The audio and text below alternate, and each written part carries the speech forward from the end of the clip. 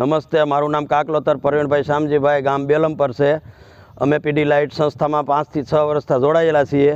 તેમના જે આ ક્લબના માધ્યમથી અમને ઘણું બધું માર્ગદર્શન મળે છે અને પ્રવાસ, મિટિંગો બધું અમે કરીએ છીએ.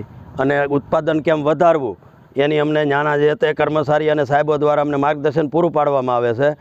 અને ત્યાંથી કાંઈ પણ આપણે ફૂગનાશક જેવી કે ટ્રાયકોડરમાં આ તે એવું બધું આપણને આપી અને અમને ખેડૂતને પ્રોત્સાહિત કરે છે. અને અરે મસાલો નાખી દે, જેથી આ બધી અમને સહાય રૂપે આપવાથી અમે પીડીલાઇટ સંસ્થાના આભારી છીએ.